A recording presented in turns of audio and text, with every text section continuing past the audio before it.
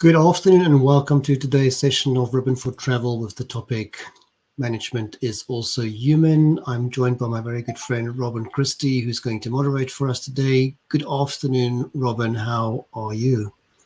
Oh, good afternoon, Ron. I'm very good, thank you. And great to be here. And certainly a very special conversation, I think, to be had. Absolutely. And just a shout out to Suzanne for phoning me when I announced the Ribbon for Travel initiative and saying to me we should be talking about this topic. And I so much agree with her. So I'm really looking forward to this. And just to say up front to you and to the panel, thank you for so quickly and without hesitation stepping in and offering to help here today. So I'll give myself some kudos to say it's a very clever move because, you know, they say smart people get other people to do that's better than you to do the job, right? So there we go. So thank you for helping out today, Robin. I appreciate it. I'm going to step up the stage and let you get on with the show. And for those on LinkedIn, I just want to say you are more than welcome to comment during the show. We can see your comments and we will try and respond to them as much as we can. We are limited for time, but we'll try our best. So thank you for joining us today and for commenting. So I'm going to step off, Robin, and the stage is yours. Thank you very much. Thank you, Rian. Thank you. And yeah, again to you, all kudos. This week has been a special week. And for those of us that have joined some of the sessions, I think it's been quite an interesting journey. And I think we realized just how whilst we're not broken, we may be a little dislocated after what we've all been through in an industry that's taken such a lot of strain in the last 18 months. So I, as Rian said, I am a great friend of his. I've been in the travel industry here in South Africa for many years, worked in many different roles in the industry. I count the years in decades because it sounds a little bit better. So if I say 4 decades, it's better than saying it in years, but it's one of those things. I think even in spite of all of the debacle that we've been through, it's a beautiful industry, and it certainly doesn't leave us. It's in our blood, and we just have to emerge out of it at the end of this in stronger and more versatile than we've ever been before. But I'm not here to talk about that. We're here to talk about the future. Well, the way we see ourselves in this role. And as leaders, as managers, we're also human, and we sometimes forget that. So I'm going to break the mold a little bit, if you don't mind, today, and I am going to ask to introduce to you our first guest, whose name is Sam Hilgendorf from RibbonForTravel. And Sam, I'm starting with you first, which is very out of character because it's usually ladies first, but I understand your role, and you are very interesting because you're a CIO, but you're a typical CIO. And I thought we could introduce yourself to us by telling us why you're not a typical CIO. Sure. No, happy to do the introduction. So I've been with RibbonForTravel out of North America for just under 3 years. So interestingly enough, I mean, part of that is this was my first experience with travel. So prior to joining Fox, I spent 20 years in IT services, managed services, professional services, consulting, all those types of things. So not your traditional career path for a CIO. Typically, start up in IT or in some sort of internal function and kind of move your way up. I came from the services world. So the neat part of moving into travel services was a lot of us the same. A lot of the, trying to provide that value for customers in what you were delivering. It just happens to be a different widget. So yes, in my 3 years with Fox, I've now spent more than half of them dealing with COVID, which has been fun. Interesting. Well, Sam, it's lovely to have you with us today, and thank you for joining. So ladies weren't first, but they're still my favorite, I have to say. And my next introduction is to you, Suzanne Horner from Grey Doors Group. Hi, Robin. And lovely to have you with us. And I feel as if we've had a lot more to do with each other than we actually have. But I've been enjoying your contribution on Clubhouse over the last 18 months. You've certainly given us a bit of light, and between you and Rian, it's been a wonderful journey. But perhaps we all kudos have to go to you today because you did nudge Rian with this conversation. So well done. And I'm sure it is a conversation close to your heart. But perhaps more importantly, how are you at the moment? Yeah, thank you, Robin. I think when I spoke to Rian about this topic, I did it because the last 18 months for us as leaders have been a massive challenge. And I think the biggest challenge is we've had to really dig deep and almost rediscover ourselves. Yeah. And I found myself on a session, I think in September of last year, with about 40 suppliers. And out of the blue, I was asked the question, how are you? And I started to describe how difficult life had been, because I'm a fixer. You know, if you've got a problem, give me your problem, I'll fix it. And I'd rather fix it than you suffer. And as I was starting to describe that, I guess the realization that I couldn't fix this situation kicked in. And I ended up in tears on a broadcast with 45 suppliers, which wasn't my finest moment, but actually transpired to be one of them, because what it demonstrated to a whole lot of people that I'd known for years and years and years, that we're all suffering, and we're all suffering in a different way. And actually, I was at a conference a couple of days ago, and someone reminded me of that session, because they had been at that session, and said it was an absolute moment for them that they can look back on, where they felt that we were all suffering together. We were all a camaraderie. And so I think when I spoke to Rian, I think it's important that we share that we have all suffered at some point over the last 18 months, for sure. Absolutely. And it does expose, or it does show an empathetic side, and that is, we're not just rock hard, we're not just policy and procedure driven. No, well, it's wonderful. I did remind the group, Robin, at the end of it, though, we get back to business as normal, and they'll still be negotiating really hard when we come to do our contracts, just to reset the tone. Exactly.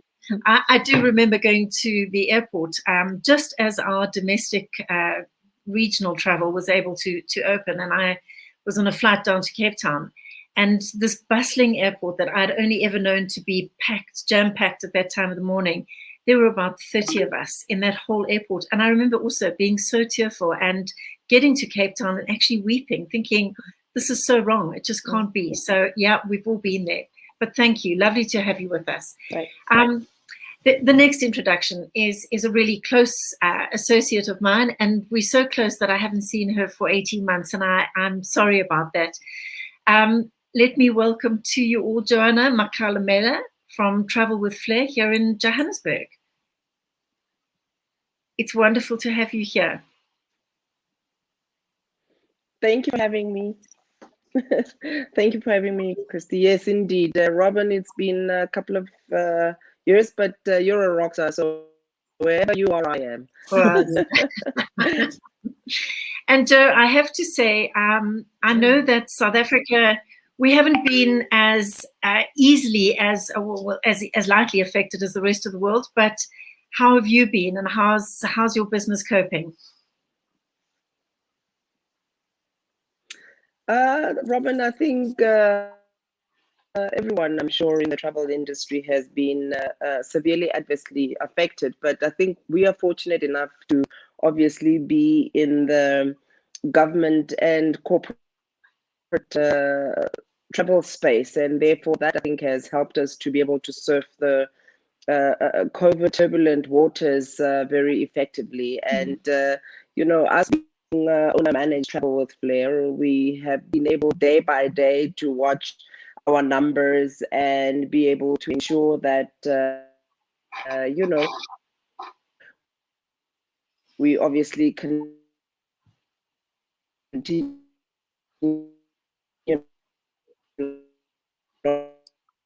Okay, Joe, we've got a bit of a bandwidth problem with you. I'm sorry, you're breaking up quite badly. Rian, I don't know if it's something that we can do, but and you've now frozen. So I'm going to, just for the sake of time, if you don't mind, if I could introduce my next guest, which is who I'm delighted to introduce to us, is Bex Deadman from Blue Cube Travel. Bex, are you in the room? I'm here. How are you doing? I'm in the room. I love it. How are you? I'm very good, thank you. How are you? I'm all right, I think. I say that I go up and down. I describe myself as Yeah, I'm up 1 second and down the next at the moment because it's just about I'm good and I'm happy to be here, and we're resilient, aren't we? So Well, we are today's resilient. okay. And it's wonderful to have you here. So thank you for being here. And it seems as if, breaking the mold, I have sort of two bookends. The gentleman of that's holding it all together here. So I'm delighted to introduce us to our next guest, who is John Eliasson from Travelport. And John, good afternoon, and a very, very warm welcome to you. Well, good afternoon. Thanks for having me.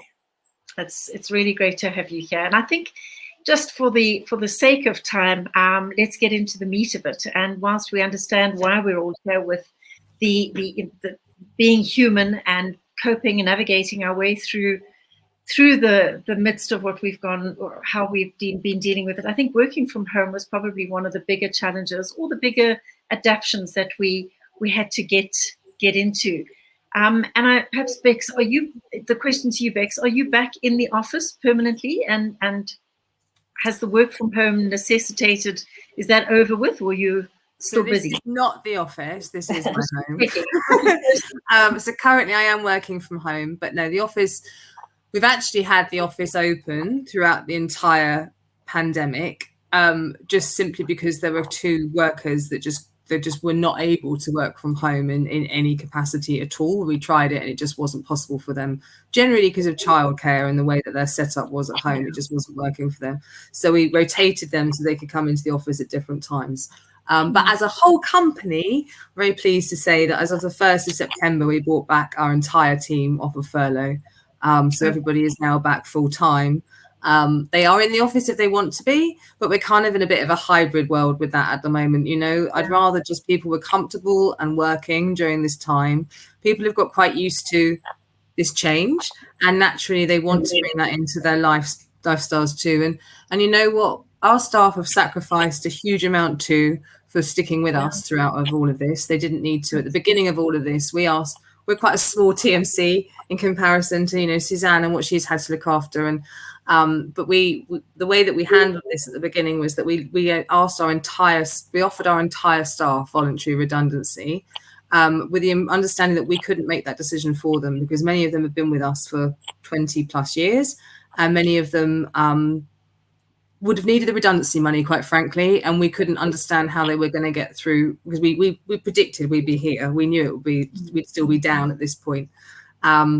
So at that point, 50% of our staff left and took redundancy, and 50% of our staff took a risk because we didn't know furlough was going to be extended at that time, and they were willing to stay unpaid if necessary to stay with us just to see what happened. And we've protected those staff all the way through. And I'm so delighted to be able to say that they're all now back full time, which has been good. But yeah, so we're kind of in the office, but kind of not, but it's all right. And when we are in the office, it's really nice, but we're just happy to be working and actually still be here, right? So absolutely. Sam, perhaps the question to you, have you also had a hybrid environment? Are you all back in the office full time? Okay.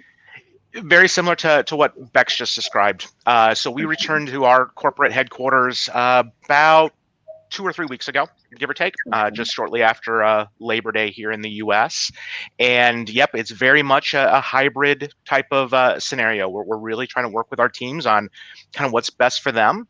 We've absolutely seen benefits from the work and home environment. At the end of the day, everything we sell is digital. There's no physical assets to anything. So we know from a focus time, productivity time, things like that, the work and home environment can be phenomenal. At the same time, we know we also lose that collaboration time and the strategic time and the engagement and things like that. So that's where kind of we're seeing this hybrid approach really probably being a very long-term kind of experience for it. As I've talked with my leaders, I mean, I'm even having them think about, all right, as you look at your weeks, think about scheduling your weeks in such a way that your time in the office is all your collaboration time. Every one-on-one, every team meeting, any type of strategic road mapping, do that in person, but then take those work at home days, and that's your email, cranking through all of those just tactical, focus time things. Yeah. So John, I mean, exactly to what Sam is saying, but from a leadership perspective, you manage a multinational business in covering different countries.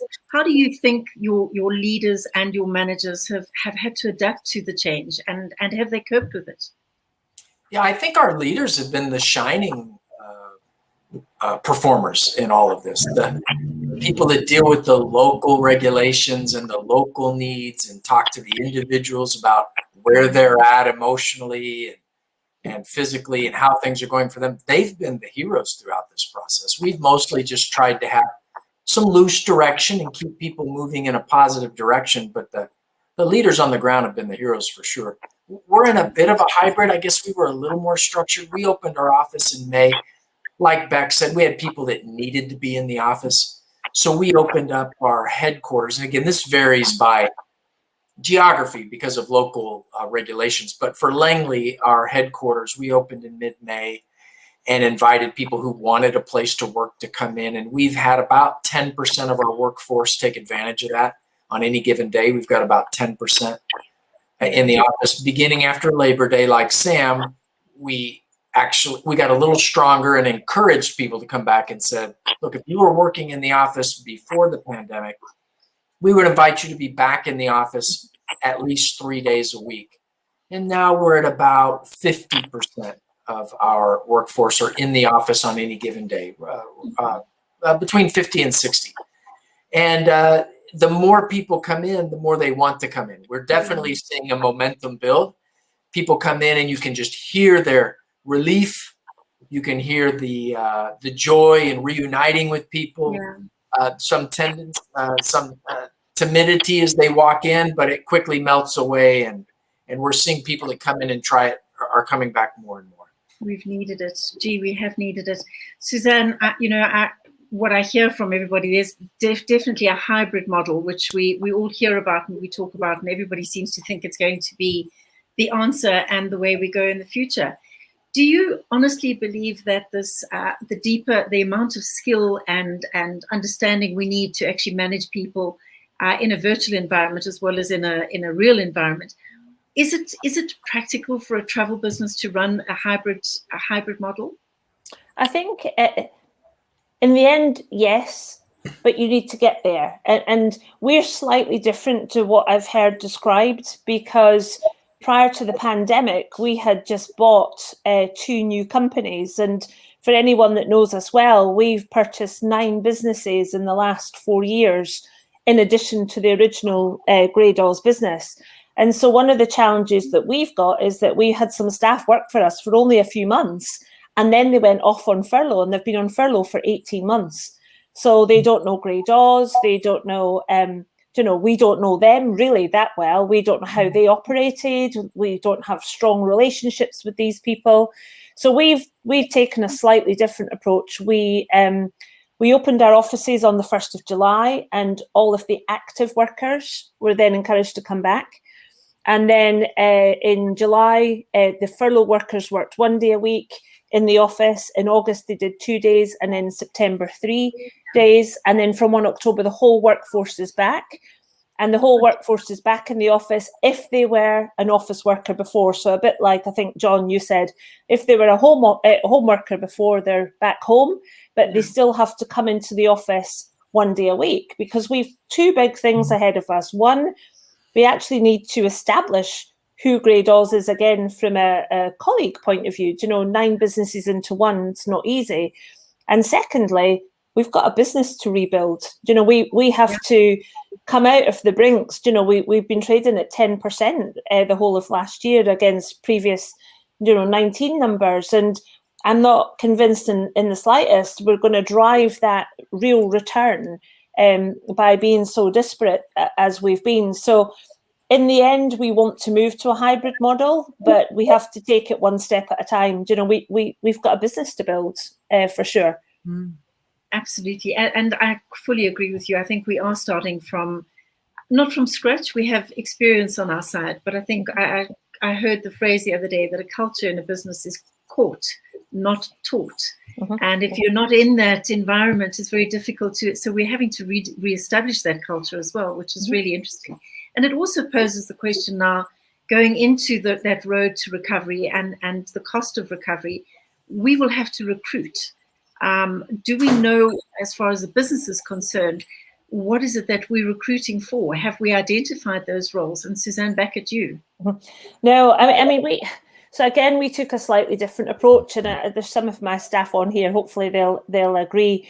We did go through a round of redundancies, but I think we were probably lighter in redundancy numbers than any of our competitors, and we did that quite deliberately because as we mapped out recovery, I felt that no sooner would we have made a whole load of people redundant than actually we'd have to start recruiting again.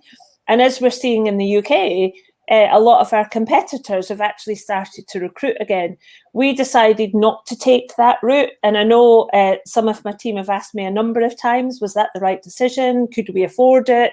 But I truly think, personally, for my own sanity, it was the right thing to do. Making someone redundant is the most uncomfortable experience that any of us have to face. But making someone redundant today to re-employ someone or re-employ that same person in a few months to come is soul destroying. And to put people through that pain and that roller coaster of pain was just too much. So I think we've fared very well. I think we've created a loyalty from the staff that's just been tremendous. Like Bex, people have stood by us beyond anything you could possibly imagine. But I think to the point of, do we know what we are recruiting yet for the future? I don't think we do. I think jobs will evolve in the future, and we just don't know what that's going to be today.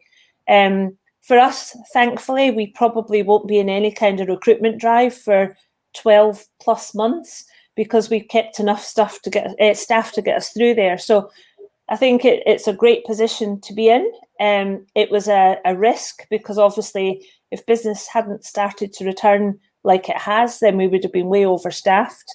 But it's a risk I'm glad we took because, you know, like Bex, we had loads of staff that were 15, 20, 25 years tenure. And the last thing you wanted was to lose those great people. And thankfully, we didn't have to do that, which was good. Thank you, Suzanne. I mean, I have to step back in here because we've lost the connection to Robin, unfortunately, but that's okay. The show must go on. We are on LinkedIn, and that's absolutely fine. I mean, obviously, Robin and I have collaborated a little bit on it, but she can obviously deliver this much better than I do. So you're going to have to live with me for now for a while until she gets back. Is there a comment from anybody else on the panel to that response from Suzanne, please? Yeah, honestly, Suzanne, I mean, you just described so much of the same conversations we had. And as we've talked with our friends in the industry going through those same things, I don't know if anybody feels like they've made the perfect right decision through all of this. I mean, the situation, I mean, you think about it and kind of go back, it's like, all right, there was nothing necessarily foundational wrong with any of these business models. You had a strong customer base. That customer base hasn't gone away. It's just they're depressed in their spending. So yeah, how do you work through that knowing that when the other side of this comes, all of that demand is still going to be there? It's not you can't do a permanent reduction to get to your business line to where it needs to be because all of that demand is coming back. And I know as we've talked with our associates at all different levels, we've been very transparent around, I mean, this is the challenges, and we're definitely trying to do the right things and kind of bear with us as we're making those decisions. But I think as we talked about, management being human, this has probably been the toughest part of this, is just that unknown, and the decision you make today, what's going to happen 6 months out, 9 months out? Are you doing the right thing for your folks? And you doing the right thing for your customers for when that time comes? So prior to the pandemic, we had already established a people first mantra for decision making in our business, believing that if we took good care of people and developed them, that ultimately the business would be successful and our customers would be successful. So when the pandemic came, that was still fresh and something new. And we tried to put our decision making through that filter. What's the right thing to do for people? Both people who will unfortunately end up being redundant, people who won't end up being redundant, customers, all the people involved in our ecosystem. Like Sam, we haven't been perfect in our decision making, but we try to err on the side of people whenever we're unsure. I completely agree with John on that. That's exactly, I think we all just face times that we just could never possibly imagine.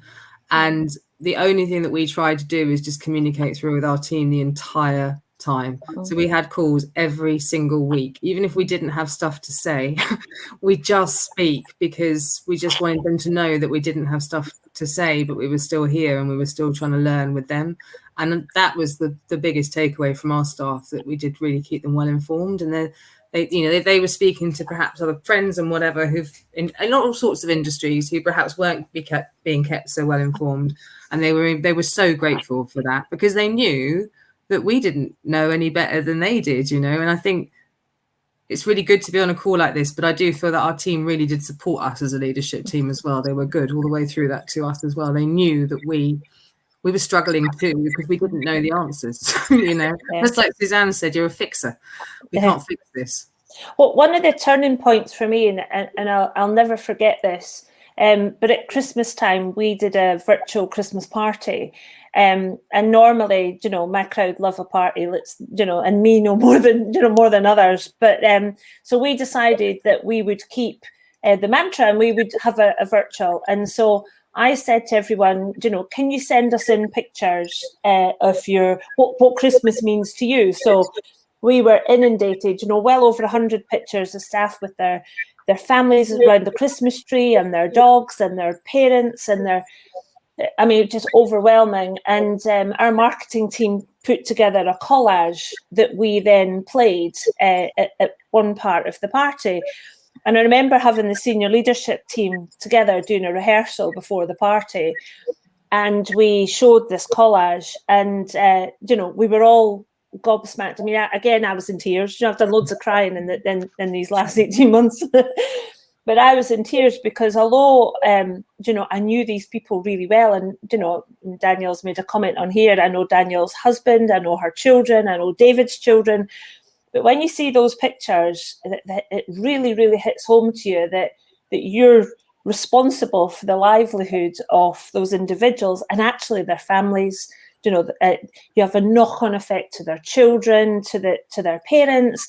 And that was a real wake-up call for me. And I said to my senior leadership team, you know, every day we do what we do for that reason, for all of those children, for all of those, you know, all of those husbands and wives. And I think that the camaraderie that we've probably created has been enormous, for sure.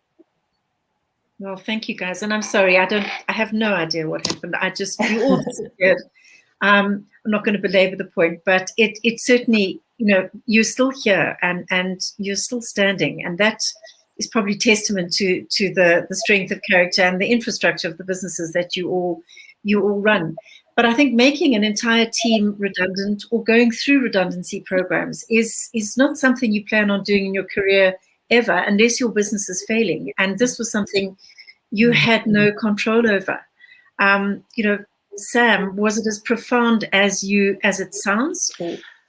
It definitely was. I mean, we made a tough decision beginning of January, and as you know, still comes up in our conversations with teams is that date. You know, that date, that week, and all of the emotion that kind of came from it. You know, it was probably a month or so after I did a skip level with all of my frontline managers and asked them a question. Just, all right, you know, of all the emotions over the last month, you know, what were the strongest emotions you felt? You know, anger, fear, doubt, you know, uncertainty, sadness. And it was really interesting. And for me, that's probably what really solidified the profoundness of it, was just hearing directly from them, you know, where they felt we made good decisions, where we felt we made poor decisions, what could they have done differently, what did they see, and quite frankly, getting that out from them and just having that conversation honestly kind of opened up a whole different relationship of what you can talk about, you know, in these one-on-ones, in these skip levels. So definitely profoundness from the impact of the business, and that, you know, it's a day that we're going to remember, you know, probably for the rest of our careers, but also kind of what it did open up, you know, from a conversation with those other leaders, with those folks who had also first time they've ever been through something like this. And exactly that. We never expected that we would be having those conversations on that kind of scale. I think there was also the concern from those who were left, you know, how come I got lucky and stayed, and that guilt that we all feel.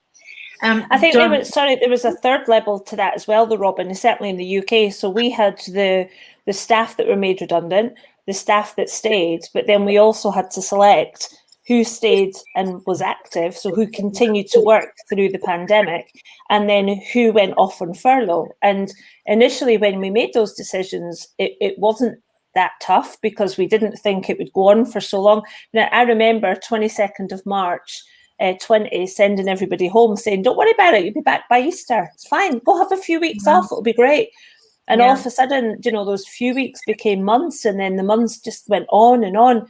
But you then had, so you had a crowd that had been made redundant. You had a crowd that were working, and they were working extensively, and they were exhausted. Yeah.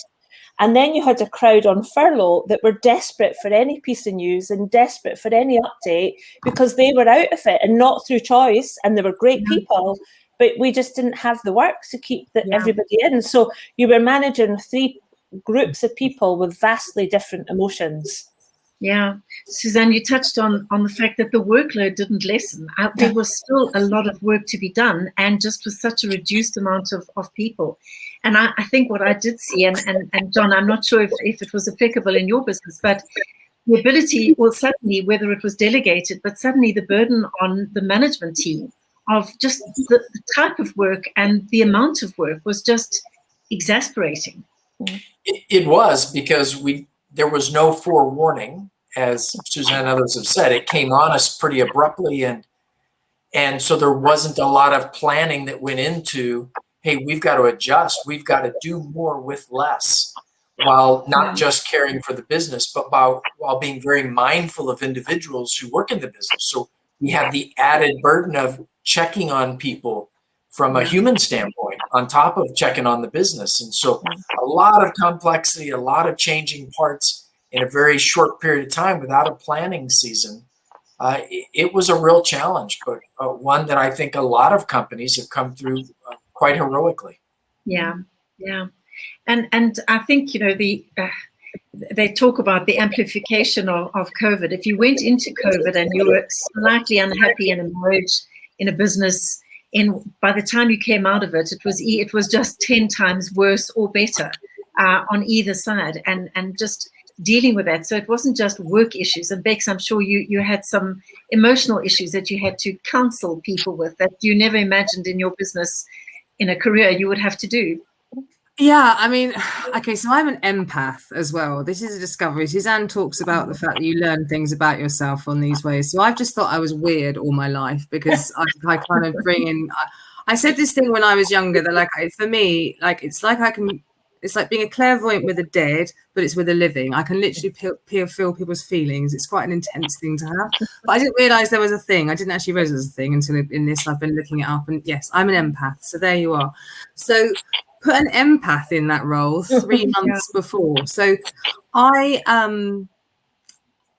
get really emotional and talk about this still to this day, because I've been at Blue Cube since 2013. I kind of rose through the ranks. It's an amazing company. Suzanne knows us in the same way we love Grey Doors. You know, they love Blue Cube. We're different companies, and it's an incredible, incredible place, culture-wise and everything that we do. And I joined and saw this wonderful team, and have worked with this team and watched this company grow. And at the time that I took over as MD, December 2019, we had about 55 staff. We were working with, obviously, lots of agents abroad. We won the Best Travel Management Company Award for TMC under 50 million at the beginning of 2020. And we announced some big new commercial models, which for us was quite good, you know, changes for the industry and really exciting things to talk about. So honestly, this girl here thought, and I'm quite humble, but I thought, my God, I've done it. I can't believe it. I'm here. So, and I never allow myself to ever think like that, ever. So I did, for the first time ever. Oh, and I got engaged as well. So, I mean, it was just awesome. Like, everything was so good. Thank you. We're still together. I don't know how we've managed that, but we are. So I came from literally up here thinking I was about to change the world, I guess, to smashing down so hard. but not being able to smash down hard because I love my team and my company so much that I was fully responsible for them at all times. So the reason I joke and say that my other half and me are still together is because he's the one who took the hit on this all the way through, because I had to be emotional with somebody, and it was him. And our relationship is the stronger for it, but there were certainly times when it wasn't, because the conversations that we had to have with people. So nobody wanted to take redundancy in our company. Nobody. We didn't want to give that as an option. It was something we did almost as you can't do it that late because there's things you have to do, but as late as we could, because we hoped, like Suzanne, things were going to just come back. And so we furloughed everybody. We had 4 people running the company, myself, the ops director, the finance director, and the IT director. We were on our knees. And then we started bringing people back kind of part-time through furlough. And then, had to sit everybody down and basically say, I know that you want to stay, but you can't afford to stay, because at this certain point, I'm not going to be able to pay you. And you've got 2 children. And they're like, but I don't want to take the company out. I don't want to take the money out of the company for the redundancy. And you can't sway people either way. And, I'd never thought we'd be in this situation. I never thought, well, Blue Cube had never made redundancies before. We never even fired anybody. Like, it's just not like that. So it was one of the hardest things I've ever had to do. Mel and I went through, and I know 50 staff compared to what you guys have been dealing with is nothing, but we sat down with every single person and we had an hour to 2 hour conversation with every single person to explain to them. And by the end of those 3 weeks, we were just in bits. It took 3 weeks to recover just because we took all of their stuff. But I have to say, everyone actually handled it incredibly well. Of course, there was emotion. Of course, there was some of it very, very difficult to deal with. But we just had to push it back on people to make the right decision for them and not make the decision that they thought they wanted to for us, because we couldn't be responsible for them anymore. And there's that strong themselves. Sorry, Bex. There's that strong British thing where we say, sorry, I'm sorry. No, it's all right, Susanna. I cry over everything, so don't worry, right? I'm going to cry in a second.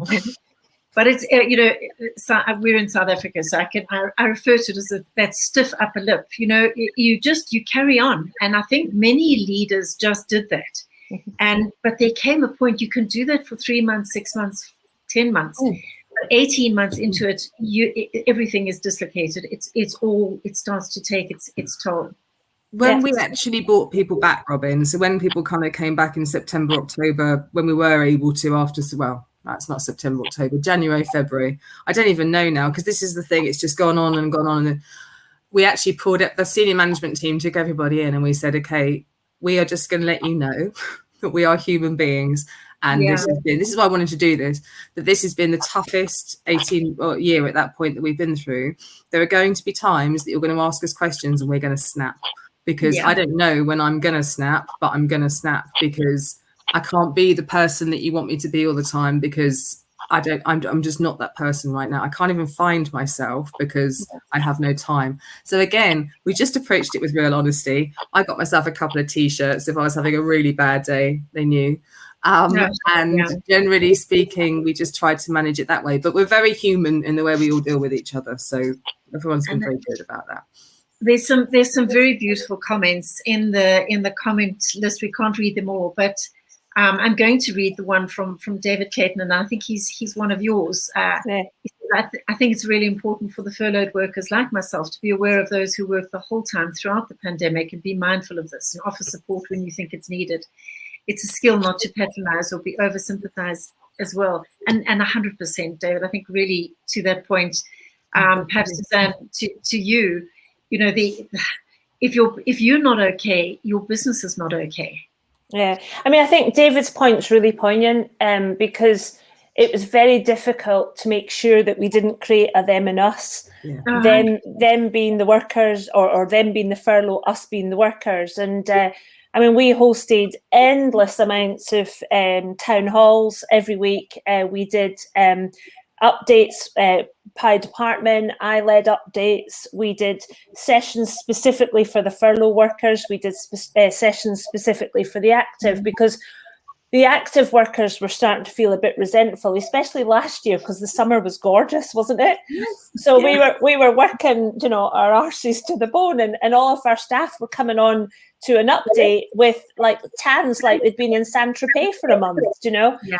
And then, however, the furlough staff were coming on to these sessions desperate because they wanted to be back and they wanted to be part of this world. I mean, David is one of my longest, or Grey Aussie's longest serving staff members. He's been with the company 37 years. Wow. And so to be taken out of the business for 16 months or 18 months, you know, it's real. It's like losing your left arm. And so I think we had to learn a different type of empathy, because to keep the workforce together, we had to balance.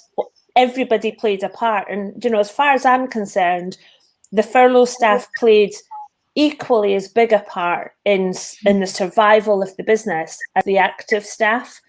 And if we hadn't had the support and the camaraderie of the furlough staff, then actually, you know, they wouldn't have been there to come back. And I think we have to commend the furlough staff as much as we commend the active.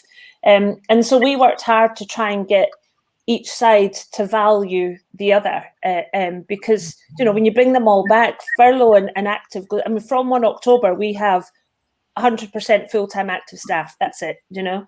Wow. But yeah. And actually, the other thing that's quite interesting for everybody is, he's 31 years.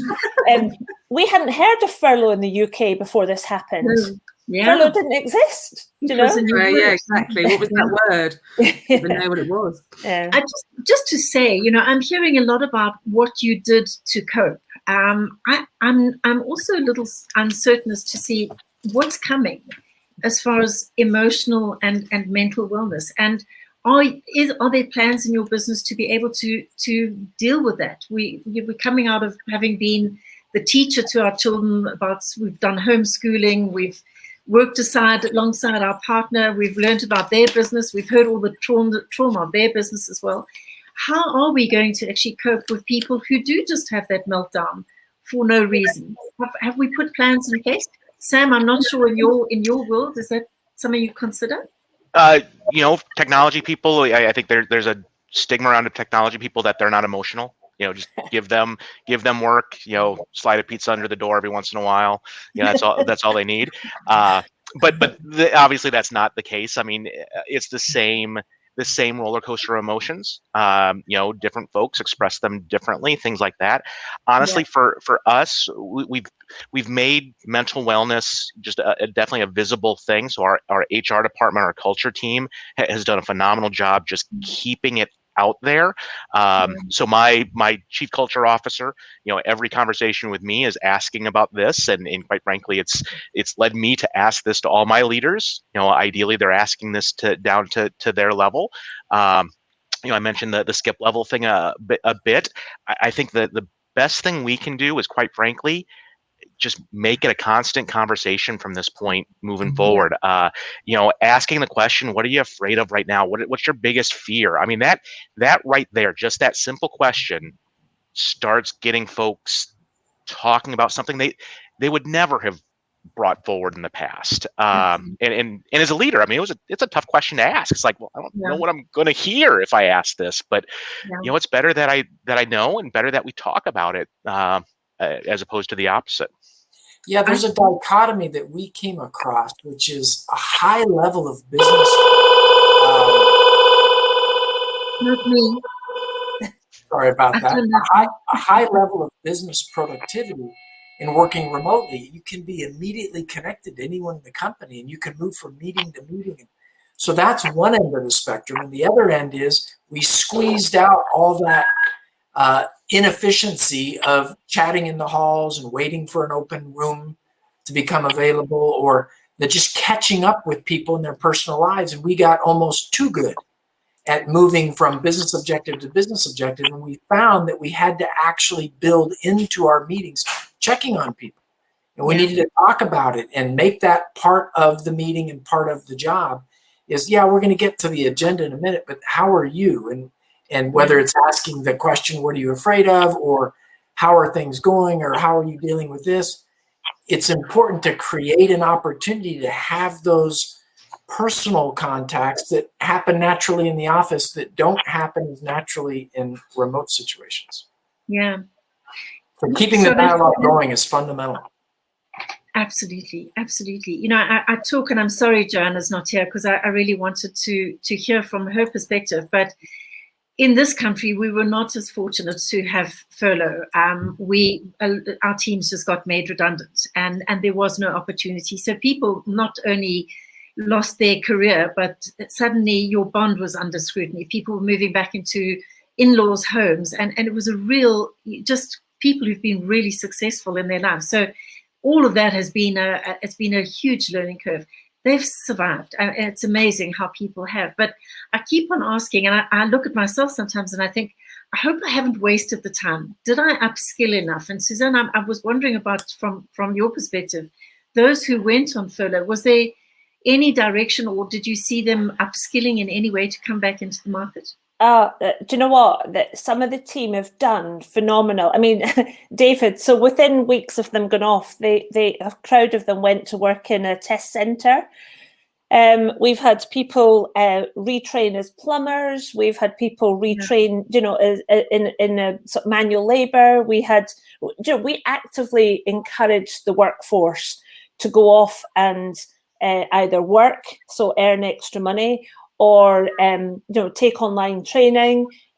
We created the Grey Dawes pub, so an online pub, and the staff ran sessions in the pub.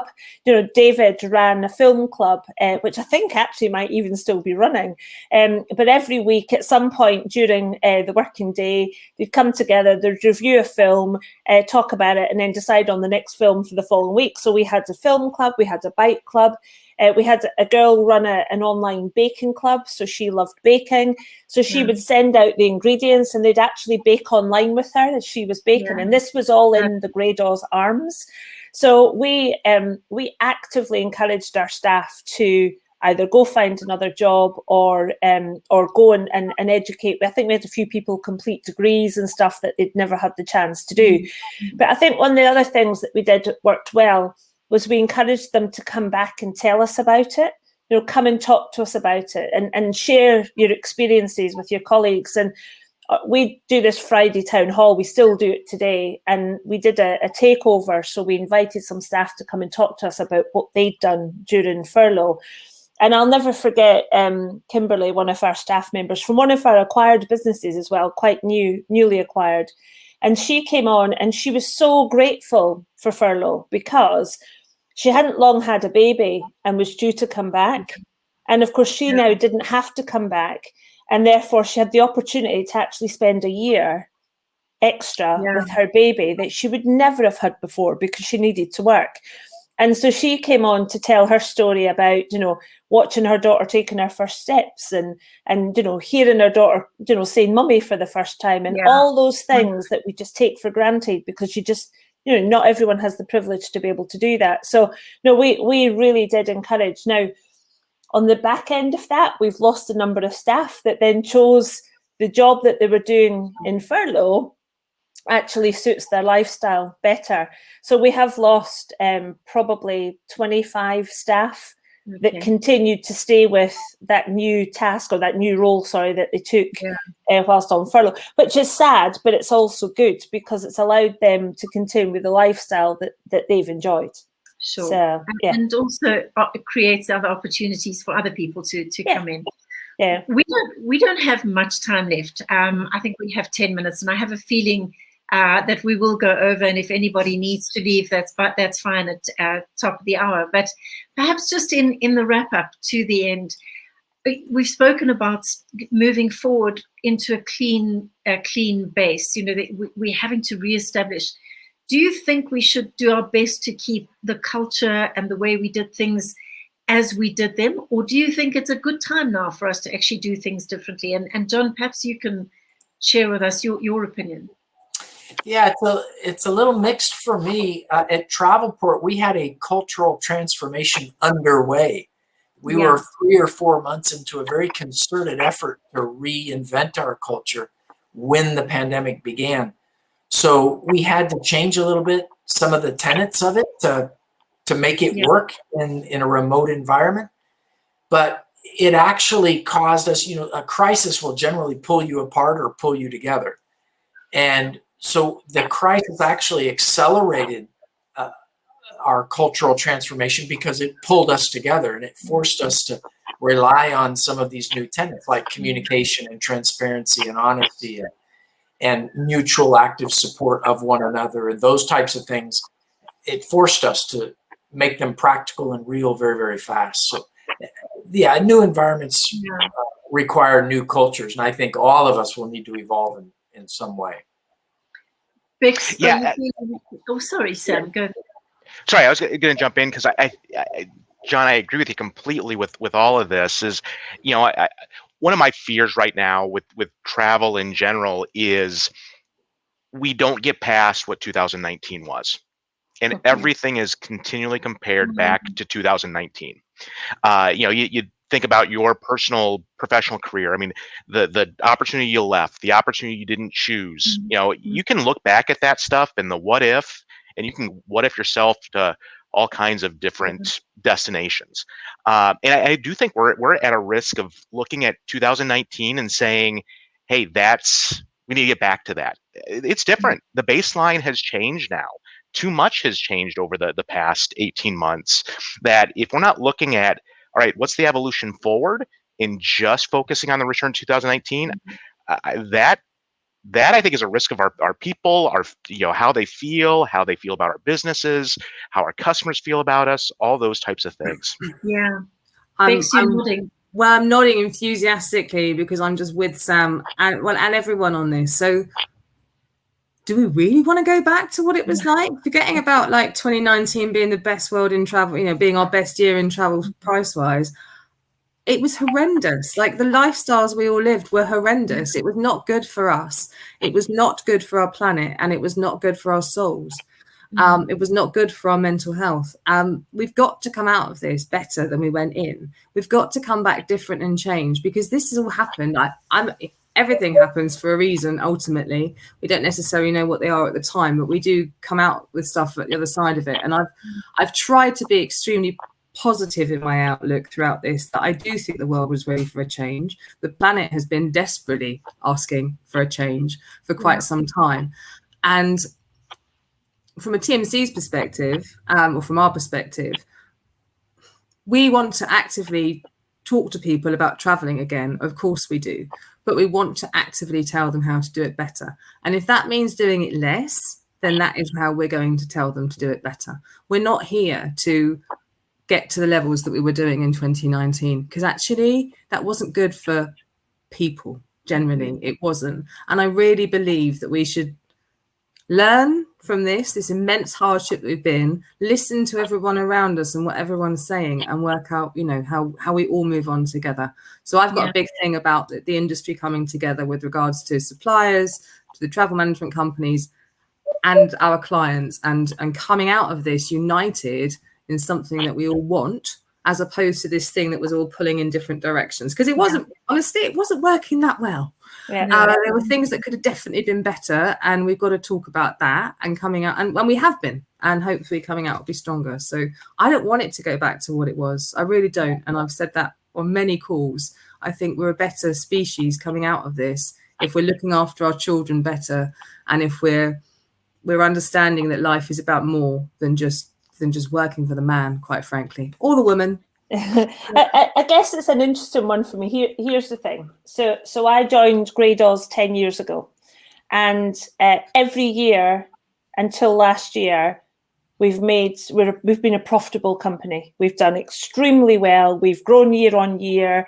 Staff have had a pay increase for every year for 10 years. Staff have had bonuses every year for 10 years. And I hit a brick wall last year because we made a loss. And I think most agencies in the industry in the UK made a loss. Now I'm devastated. It's the first time in 10 years I've made a loss, and really devastated because It's not what I'm about. Give the girl a target, and this girl will hit the target. Let's be really honest with ourselves. And we've obviously rebuilt a new organisation, and we'll move forward as a new organisation. But the green shoots are definitely there. We're starting to see some decent results. We're forecasted about 400 times, but right now, if we continue the way we continue, we could go back into profitability this year. And I have to be so mindful that that's where my head is, because my head is, I chase a target, I want to win, I want to be, I want to be the best. And I have to now be mindful that I want to now get back at running at 100 miles an hour, because I want to take the company back to where it should be.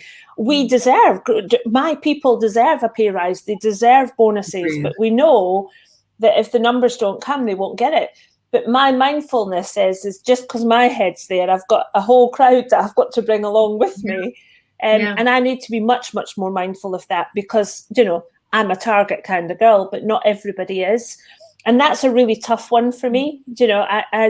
I definitely need my senior team sometimes to go, whoa, you're running too fast, girl. Let us all catch up. That's my biggest fear as we start, especially now that the American, the gates are open. 1 November, we're there, and I think we need to be careful. And it's good that I can, whether I'll change, I'm not really sure. But I think we need to be careful, because it will be too easy to lax back into not this disparate marketplace, because Bex, I'm with you, in my BTA hat on 100%, we all have to work together. But I'm mindful that as soon as there's a sniff of opportunity to get back into profitability, I'm bloody chasing that, let me tell you. And how do we do that in the mindfulness way that we need to think about? Yeah. Well, it's beautiful, and in its awkwardness, it really is. And I think we all know Brené Brown and the work that she's done on vulnerability, and how we talk about vulnerability. And certainly the post that we're seeing is just praising you all and thanking you all for being as honest and as vulnerable as you are expressing, because it certainly is what we need. And I think as an industry, as a community, as people, we've also learned that less is more, not necessarily on the targets, but certainly the way we approach them and the way we get to them. And our customers have changed, and we haven't even got to that as yet. But, and I think just in closing, the cost of the road, or the cost of that recovery, is going to be long. It's not going to happen in the first, when we open to get to the US. So if perhaps in closing, we have a few minutes left, perhaps in closing, if there's just a final comment from any of you, and we'll go around the room. Sam, perhaps from you first. I think, to me, the biggest part of all of this, this has been a master's class in crisis management for all of us, for sure. It is the word vulnerability. One day I hope to hear that the word vulnerability is so overused, because we're all doing it, we've all mastered it, and all right, stop using it. But to me, that has been probably the biggest lesson of the power of vulnerability, that it's not a weakness. It's quite frankly that showing, hey, it's real for all of us, and it changes the conversation. It changes the relationship you've got with folks when you're willing to go there. For me, that has absolutely been the biggest takeaway from these last 18 months. Suzanne. So we had our BTA conference on Monday and Tuesday in Liverpool, and obviously I sat as chairperson, and I did an appeal to the industry, and my appeal to the industry was camaraderie, and we're all in it together. One of my biggest fears as we come out the traps is our suppliers, and I'll use that word very loosely, John, I promise, but our suppliers go off in a tangent, introducing, new policies, new procedures, and new practices, and don't take us on the journey with them, especially in the TMC community, where 9 times out of 10, whatever changes they make falls on our shoulders. So my appeal to the industry was that let's do this together. Don't step on someone else to be successful. but actually as an industry, let's help heal each other and let's all come out of the blocks together. Do you know, none of us win if somebody else loses. Let's be fair. Of course, unless you beat someone in a bid, but that's just a different. That's right. Yeah, that's fine. That's competition. But no, seriously, none of us win if somebody fails. We need to be so mindful that in order for the airline to be successful, the GDSs to be successful, the TMCs, the hoteliers, we actually all need each other. We've got one lot of customers. The customer's the same person, and we all play a part in that journey. So my appeal is absolute camaraderie, and let's just do it together. Let's win together. Yeah, that's beautiful. Yeah. Bex, from your side.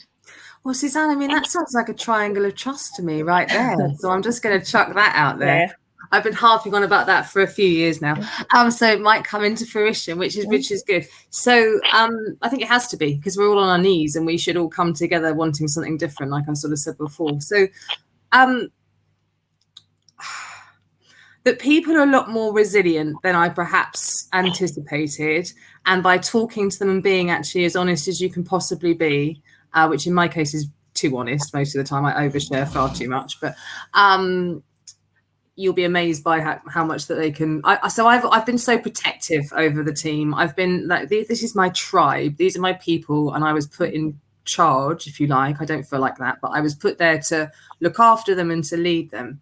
And there were points that I took everything on too much and didn't look after myself enough through that process, because I just wanted to protect them so badly. And actually, as soon as I let go a little bit and started opening up a lot more, and really allowing them to share some of the burden with what was going on,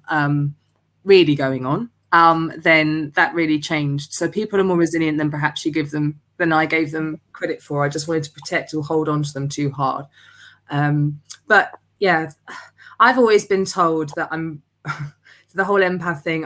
Empathy is not something that you ever really saw in business that long ago. It's a new thing. Everyone's like saying it's a great thing to have and it's a great skill to have. But it wasn't too long ago that I was told to, not be emotional, be more male and do this and do that. So I'm just really grateful that now actually me being me and allowing this is a time now to be empathic and allow that. And I don't think businesses should stop that, because every business out there right now is saying that their people are the most important part of their business.